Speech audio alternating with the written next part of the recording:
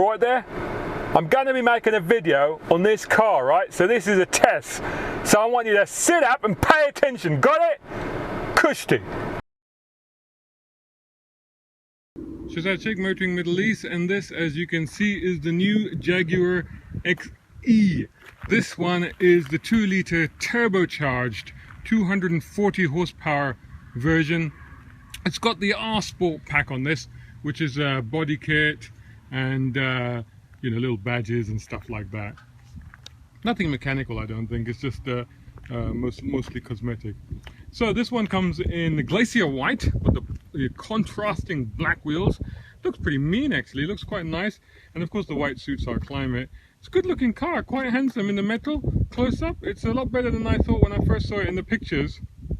It also, although it's supposed to be a compact segment, compact executive segment, but it looks and feels a bit bigger than you would have anticipated, but that's not such a bad thing. Let's have a quick look at the boot space. I think I can do that with the key. Jaguar key, here it is, and press that. There you go. There's a fire extinguisher lying in there. It's a deepish boot, not very spacious in terms of its height. So I hope you have some narrow suitcases, but otherwise it's sort of par for the course. This is of course a four-door saloon, but as I said, compact, so it'll be interesting to see how I fit in the back. So let's do that.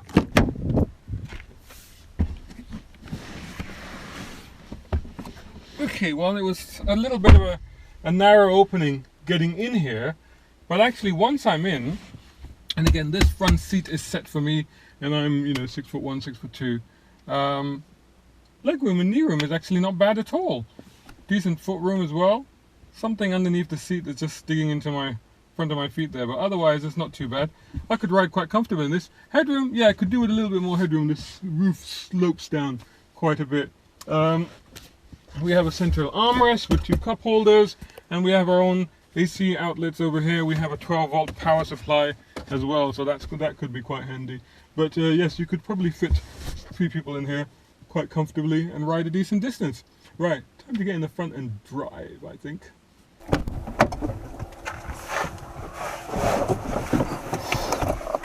Okay, right, well, let's start it up quickly because it's a bit hot. There you go.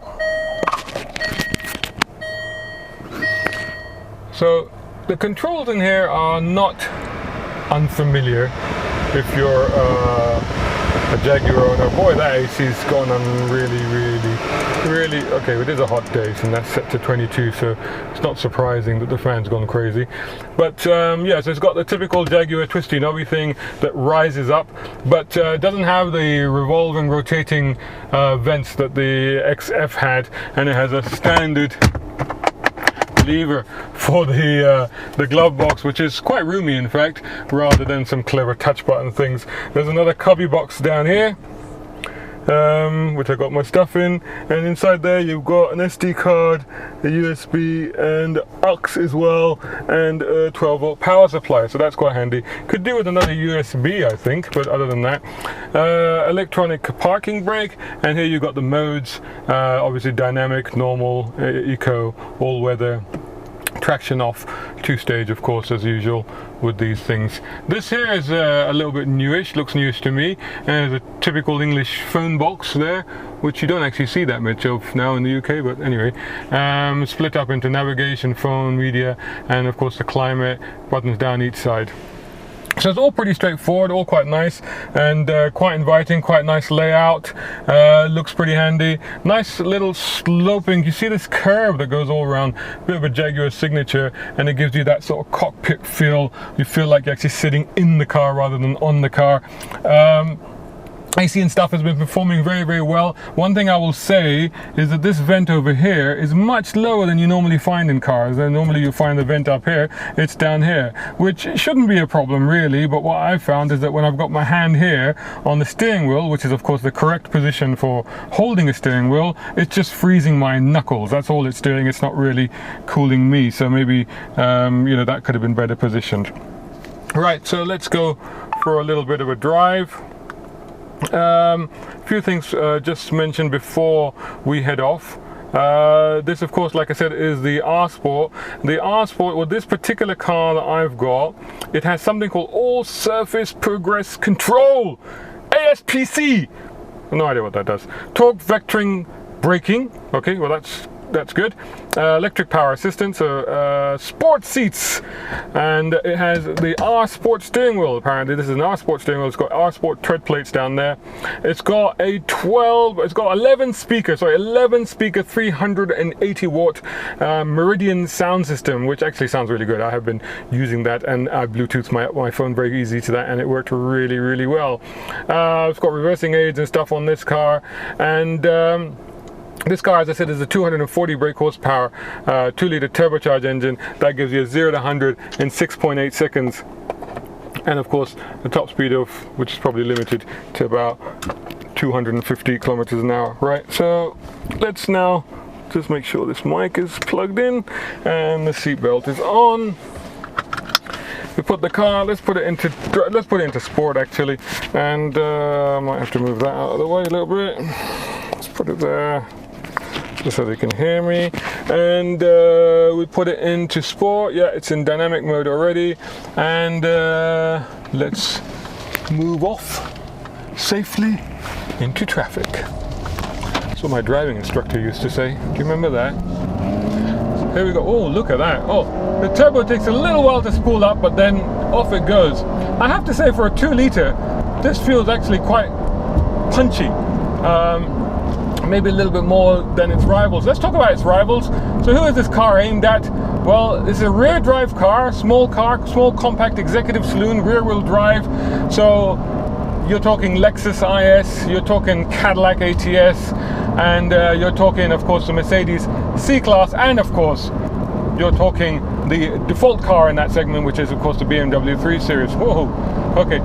This, what I found with this gearbox, now it's funny because I'm sure this is a ZF transmission, an 8-speed transmission. They normally have ZFs in the Jaguars, and you know, normally they're very, very good transmissions. I've never really had any problem with them. But this transmission in this particular car, I found a little bit sluggish, particularly on kickdown, and tends to hunt a little bit and hesitate a little bit.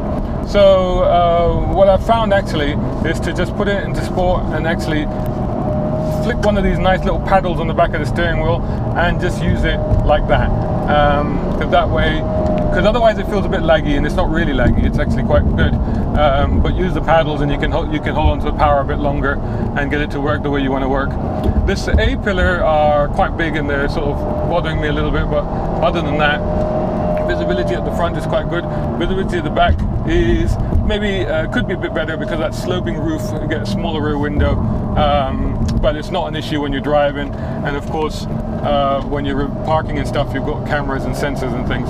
So the extraordinary thing about this car, though, is that it's handling like a sports car, and it's actually really enjoyable. Now, the steering weighting is very good, and the response is, as you can see, very good.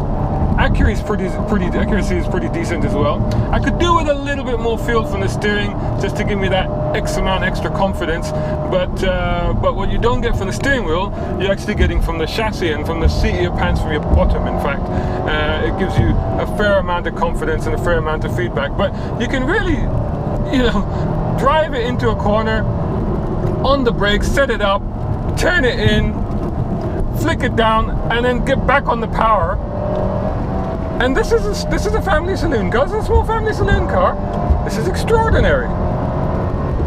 It's actually quite fun, and it really, really holds on. The ride is actually really good. The body control is fantastic because, as you can see, it's not really. I mean, I'm trying this thing around, but you know, in the car, I'm not really moving that around that much. I'm not being, you know, lurched around that much.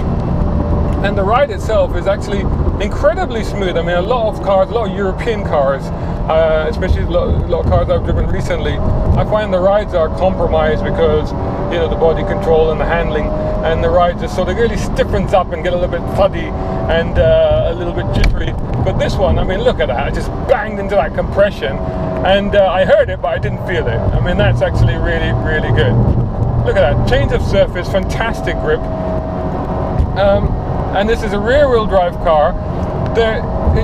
there's a little bit of perhaps I hesitate to say understeer. It's not really understeer.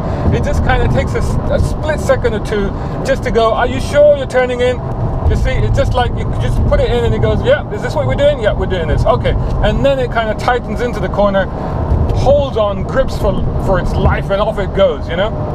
But this is fast and furious, you know, just not what you'd expect from, you know, a Jaguar, you know. There's a nice comfy little Jaguar to cruise around in, which you can do. You can totally cruise around in this car, but you know, when you're not in Dubai and you get out of town and come down here to Hatta, you can remember to change up though. There's a little red light flashes up there. There's nothing to be gained by over revving it.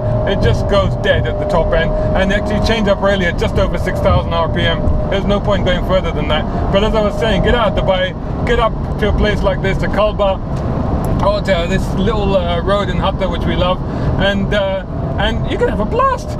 You could actually take, this is actually a car that you'd go, you know what, I'll get up early on a Friday morning and I'll just go for a blast. I can go deep into the throttle earlier than actually I could probably go earlier than I am doing.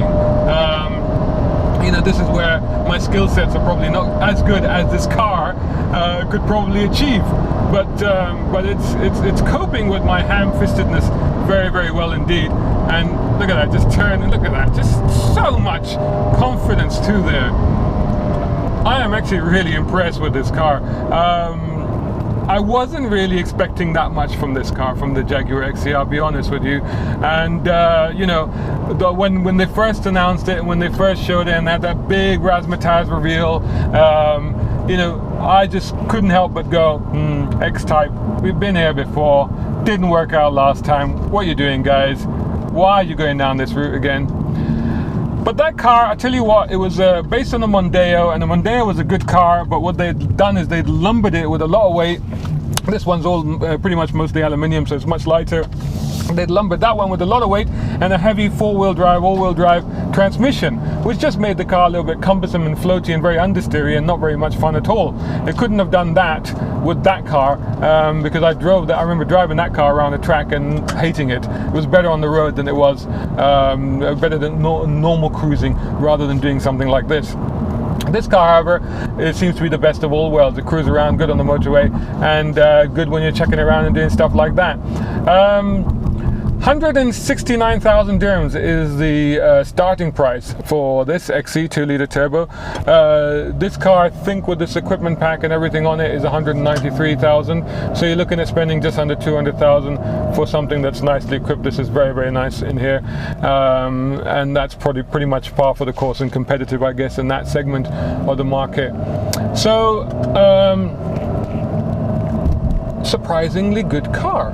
I'm more impressed than I was expecting to be, and I'm actually quite keen to try the 340 horsepower V6 version of this car now. By the way, this 2-litre turbo in this car, which actually is a very good car and is the same, very good engine, and is the same engine that is used in other Jaguars, including the XJ, and also in some Land Rovers, including the new Discovery Sport, is only with us for one more year, because next year you will get in Jaguar's own Ingenium engines. They've already introduced the diesel series of those engines, but we of course don't get diesel, so we're going to wait for the petrol engine will come out next year. So we're going to go one more year of this engine, which is coming soon.